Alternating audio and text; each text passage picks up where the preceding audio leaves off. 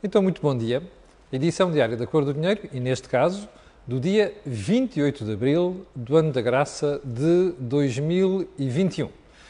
Antes de irmos ao programa de hoje e à agenda de hoje, deixe-me só recordar, porque eu faço sempre o disclosure destas coisas, que este canal tem uma parceria com a Prozis e, portanto, quando você fizer compras no site, no checkout, escrever no cupom CAMILO, tem um desconto de 10%. E depois tem aquelas promoções semanais que nós falamos aqui.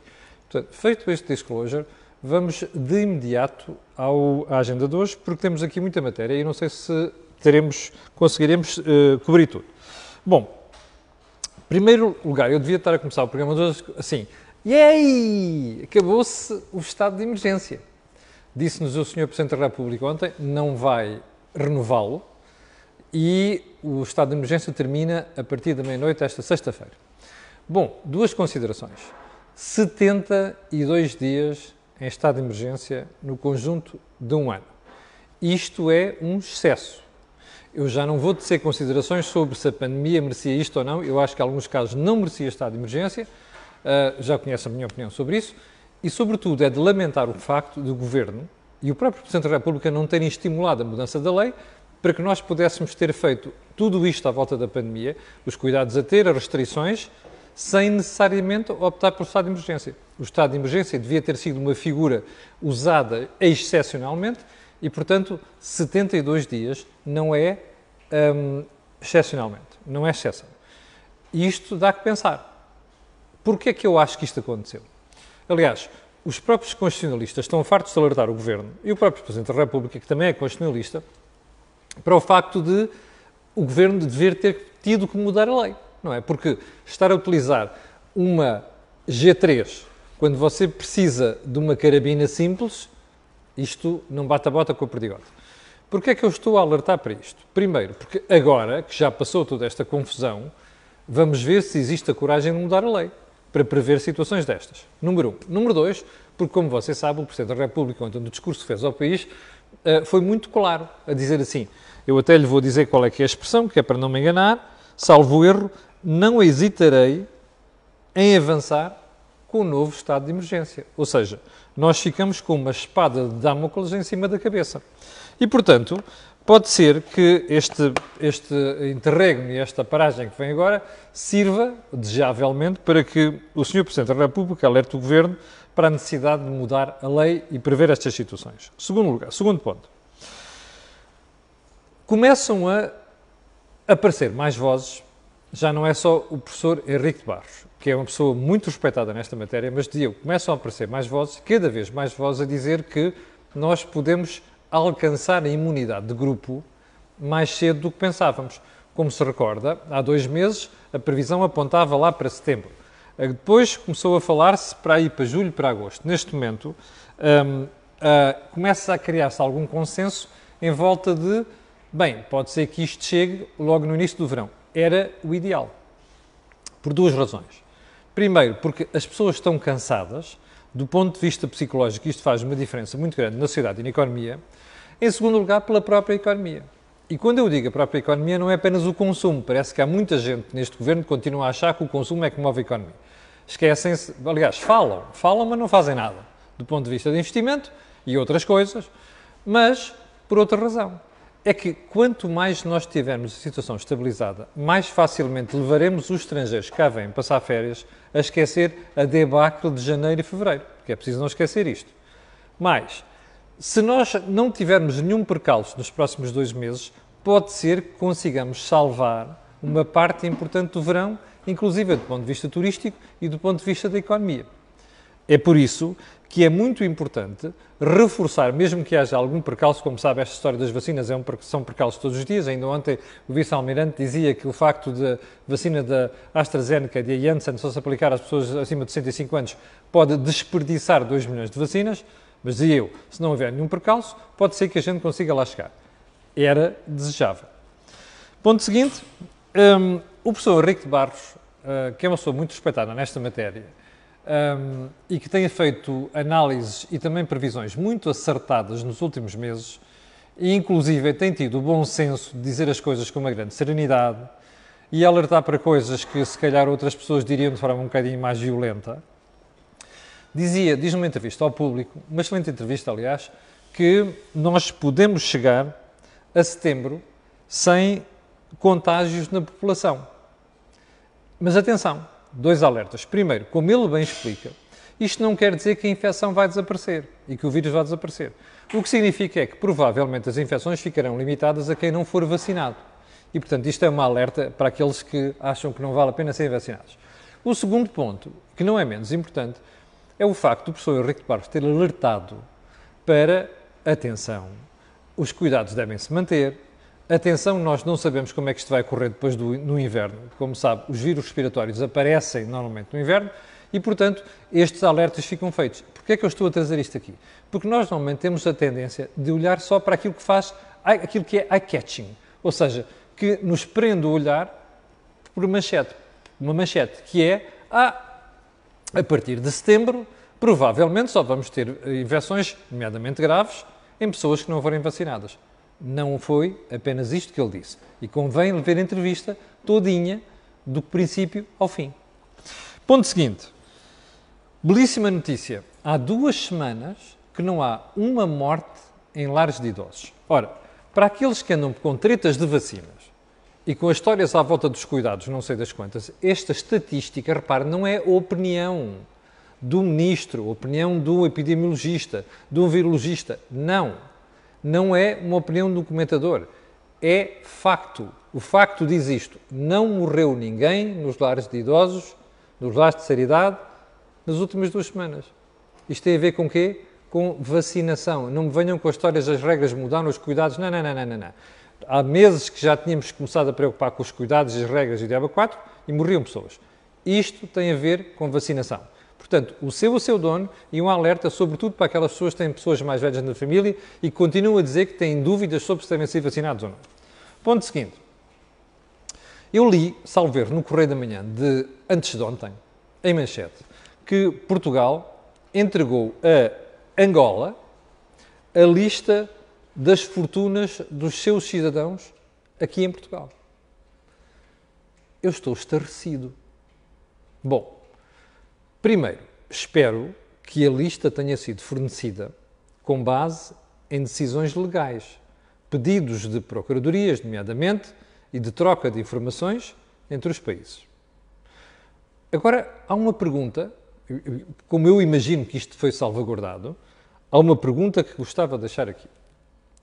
Porquê é que as autoridades portuguesas não fizeram isto antes? Vão dizer, é porque o país não pediu.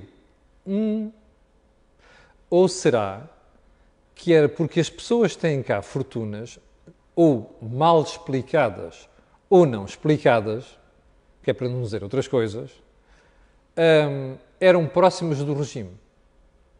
Fica esta pergunta. Agora, para nós cidadãos, para o cidadão comum, para o povo-léu, como costuma dizer, no qual eu me incluo, ficamos sempre com a sensação de que estas coisas são politicamente motivadas. Ou seja, Portugal, no regime anterior, em que mandava o presidente José Eduardo dos Santos, não queria chatices com ele. Ainda por mais era um tipo arrogante, parecia que governava os Estados Unidos, parecia que Angola era os Estados Unidos, que era o país mais rico do mundo e que Portugal não podia viver sem Angola, não é? E agora mudou o regime e toca de ser colaborante com este regime. Bem, para aqueles que normalmente criticavam o Estado Novo em Portugal e o regime anterior, estas coisas dão que pensar. Porque fica sempre aquela ideia de que a justiça anda acompanhada ou comandada por interesses políticos. Isto cai muito mal no cidadão comum. E por falar em justiça, vamos ao ponto seguinte e entramos já na agenda, propriamente dita. Que ainda o episódio da agressão ao repórter da TVI, depois do jogo Moreirense Futebol Clube do Porto. Eu vou repetir aqui singelamente. Isto que vou dizer e que já disse ontem, não tem clube. Se fosse o meu clube, como sabem, o Benfica, se fosse o Sporting, se fosse o Belenenses, se fosse o Braga, eu diria exatamente a mesma coisa. O assunto foi muito mais grave do que pareceu. Porque nas primeiras imagens, nas imagens que surgiram, não se via claramente quem era o agressor, embora se tivesse identificado. Mas o mais grave não é isto. É que a agressão prolongou-se para além daquela cotovelada, que se percebe que é uma cotovelada ao cameraman. A agressão prolongou-se por uns degraus abaixo, com tripés de câmara de televisão à mistura. E o mais feio disto tudo é que o jornalista, o repórter de imagem, gritou, por ajuda do agente da autoridade que lá estava, que por acaso pertence à Guarda Nacional Republicana, que depois interveio para separar as duas coisas. Mas há um pormenor nisto, que pode passar de pormenor a por maior. É que o jornalista gritou, ajude-me, está-me a agredir, e o agente da GNR terá, porque pelas informações que nós ouvimos, e não tenho certeza disto porque não tive acesso às declarações, na nota que foi lavrada, parece que o agente da GNR terá declarado que não viu as agressões. Bom, eu até acredito que a primeira cotovelada não tenha visto, mas como as agressões continuaram, até lá abaixo, depois do jornalista ter gritado para o agente da autoridade, ficamos com a sensação que a verdade não foi toda colocada em cima da mesa. Ou seja, que o agente poderá ter visto as imagens, poderá ter visto a agressão, mas fez de conta que não viu. Bom, como sabe, eu sou um defensor da polícia. Eu sou um defensor das forças da ordem. Porque acho que sem ordem, sem polícia, nós não temos sociedade. Mas há um pormenor nisto. É que quando as autoridades prevaricam, e eu não sei se foi aqui o caso, deixo ficar esta ressalva, isto passa um mau sinal para a sociedade, que é, nós não podemos confiar neles. Imagina aquele repórter de imagem, se de toda a maneira for impossível, como mostraram as imagens de outra câmara de televisão que estavam a filmar, que aliás isso só mostra a tontice do empresário que fez aquilo, não é? Aquilo estavam toda a gente a filmar, aquilo foi uma estupidez e não devia ter feito, ainda para mais na presença do presidente do clube, não é? Fica com a sensação, e as pessoas podem ficar com a sensação, espera aí, quando há outros interesses, sei lá, clubísticos, cagaço, porque são terras pequeninas, as pessoas conhecem todas e não sei de quanto, não sei. Agora, quando estas coisas começam a passar para a opinião pública duvida da justiça e da ordem. Portanto, o que é que eu acho que devia ser feito aqui? É bom que o comando da GNR vá averiguar se o agente disse toda a verdade. Porque se não disse, ele tem que ser punido. Porque aquilo é um crime público. E um agente da autoridade não pode dizer eu não vi as agressões se as imagens sugeriram que ele viu. E, portanto, por alguma razão, seja ela qual for, não declarou aquilo. E repito, eu sou um defensor da polícia e sou um defensor das forças da ordem. O que eu não posso tolerar como cidadão é que haja um ou outro elemento das forças da ordem que não exerça a sua função, nomeadamente, denunciar que viu um crime público. Bom, e já agora, palmas para a PGR que abriu um inquérito ao que se passou.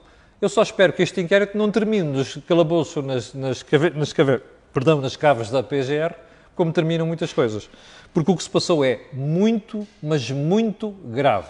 E não foi apenas por ter havido agressão a um jornalista, foi pelo facto de haver violência numa situação em que toda a gente está farta de denunciar que estas coisas acontecem. Isto é o descrédito total do futebol e do mundo do futebol.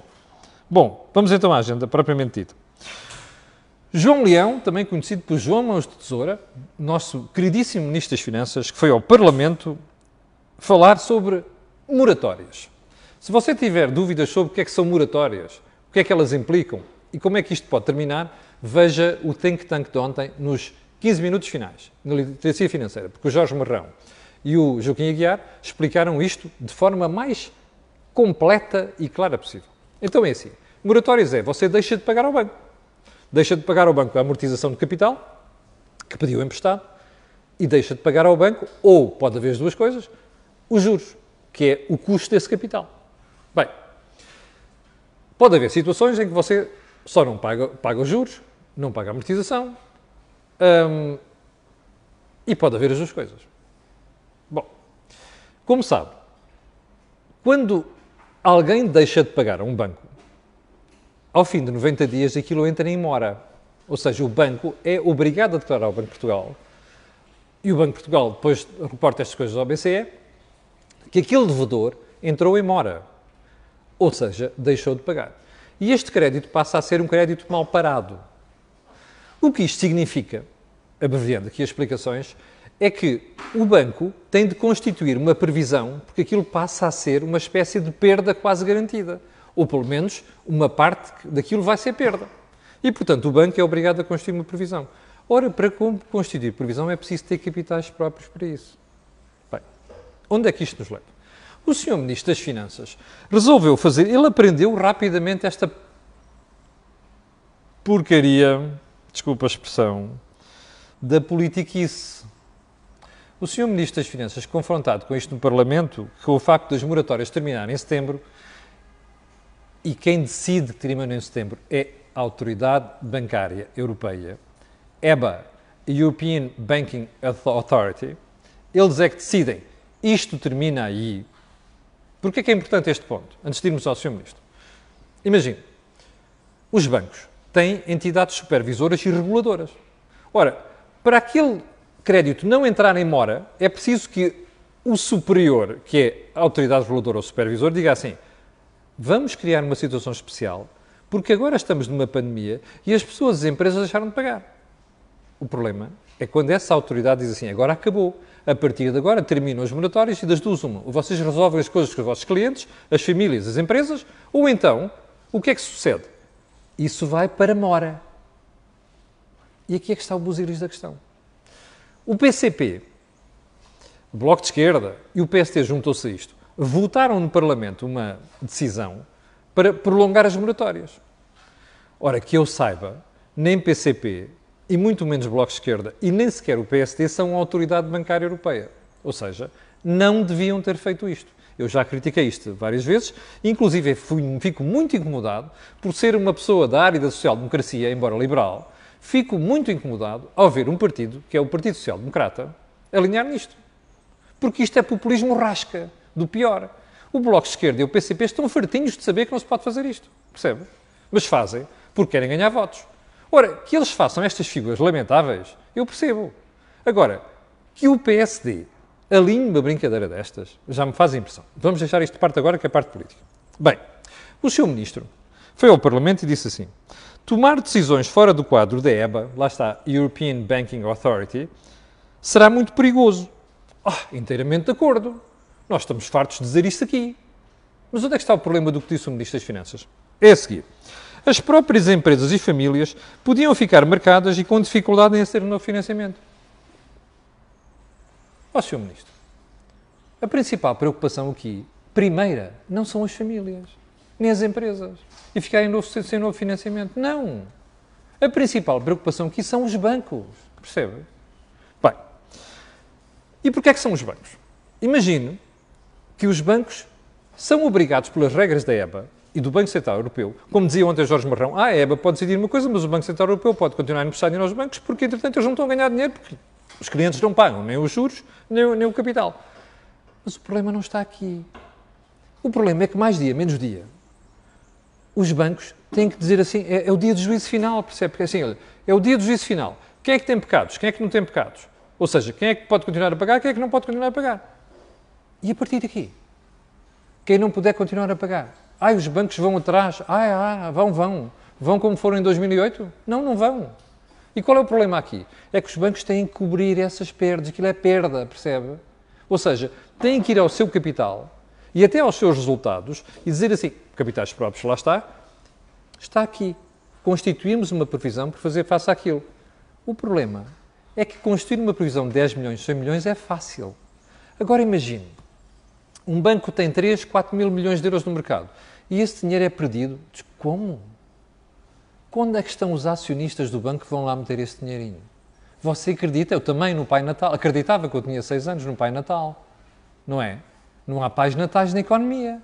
O que é que acontece? O Pai Natal é você, percebeu? E era isto que o Sr. Ministro das Finanças devia ter dito. Não é, não sei quantas famílias e empresas podem ter essa. Isso é depois. O problema não é esse. O problema é que ele quis fugir à questão fundamental, porque ele não os tem no sítio, percebe? Como nenhum membro deste governo tem, como do anterior não tinha, que é contar a verdade aos portugueses. E contar a verdade aos portugueses é o seguinte, meus amigos, brinquem com o fogo e o povo vai pagar os novos custos dos bancos. Está a perceber isto? Isto é o que ele não soube dizer. É o que eu digo, aprendeu rapidamente pela cartilha do populismo político. Bom, mas mais grave, não ficou por aqui. A uma certa altura, a Mariana Mortágua, como vocês sabem, uma populista demagoga de primeira, saiu-se com esta. Veja só o calibre do que diz a Mariana Mortágua. O governo consegue garantir que ninguém fica sem morada. Eu vou repetir. O governo consegue garantir que ninguém fica sem morada? What the fuck? Mas o governo tem que garantir que ninguém fica sem morada? Com a treta de que não sei quê, a DECO encontra grandes problemas na situação portuguesa? Espera aí. Porquê é que eu, contribuinte, hei de ter de garantir a casa de outra pessoa que não deixa de pagar? Que até nem sequer foi cuidadosa ao que contraía o crédito. Está a perceber? Isto é socialismo do pior. A Mariana quer transformar Portugal em Cuba, não é? E em Venezuela. Eu não quero. Está a perceber? Portanto, fica claro aqui. Há portugueses que têm problemas na vida. Pá, sim, há habitação social para isso. Agora, alguém deixou de pagar o crédito e eu vou pagar o crédito dessa pessoa? Não. Não, desculpem lá. Eu trabalho duro e pago os impostos violentos todos os meses, mas não é para isto. É para garantir Estado Social, saúde, educação, percebe? E a minha reforma. Não é para pagar estas coisas. Portanto, a Mariana fez este papel. Agora veja a resposta do Sr. Ministro das Finanças. A posição da Sra. Mortágua é parecida à Presidente do Novo Banco. What the fuck? É assim, João Leão, quero um conselho.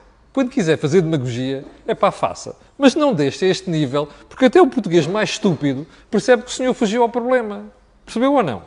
Bom, estamos explicado a questão das moratórias? Espero que sim, porque eu acho que a explicação é suficientemente clara sobre isto. Bom, vamos seguir para mim. O estranho caso do professor... Quantos minutos é que já vamos com isto? 22. Temos um estranho caso da febre do Gulag. Sabe o que é a febre do Gulag? Sabe o que era um Gulag, não sabe? Nos tempos da União Soviética. Então, houve um professor da Universidade de Aveiro, professor / explicador, não sei quantos, diz, página Miguel Viegas. Está lá exposto no átrio da Universidade de Aveiro um pedaço do Muro de Berlim. Eu não sabia disto, houve um espectador que me escreveu a contar isto. Tem aqui a fotografia. E então este professor escreveu: o anticomunismo primário chegou hoje à Universidade de Aveiro. Desculpe. Expor um pedaço do muro que foi uma vergonha na Europa, que foi a divisão da Europa, é trazer o anticomunismo primário para a universidade? Este tipo, até por ser académico, devia ter juízo. A conclusão que a gente tira daqui é que ele não bate com o baralho todo. Ou então, há um estranho vírus, ou uma febre de Gulag, que chegou a Portugal. Eu tenho um conselho para o Miguel Viegas. Vá para Cuba. Vá para a Venezuela. Mas se quiser melhor ainda, vá para a Coreia do Norte. E viva feliz no comunismo que ele quiser. Ok? Eu não quero. Capixa? Pronto. E acho que vou terminar por aqui, porque entretanto as outras matérias ficam para amanhã. Não são muitas, mas ficam. Não, isto resolve-se já. O nosso querido Pedro Nuno Santos, eu não sabia disto, terá dito numa televisão, há 500 trabalhadores da TAP identificados para despedimento coletivo. Não é chantagem, é o que é. Eu ainda me lembro do Pedro Nuninho Santos a defender coisas completamente opostas desta. É como diz Joaquim Aguiar, e como nós dizemos muitas vezes aqui, o problema é que a ideologia, quando bate com os coisinhos na parede, é um sarilho. E eu acho que o Pedro Nuno Santos já bateu com a cabeça na parede. Pronto, ficamos por aqui. Tenham um grande dia e até amanhã, às 8 da manhã. Com licença.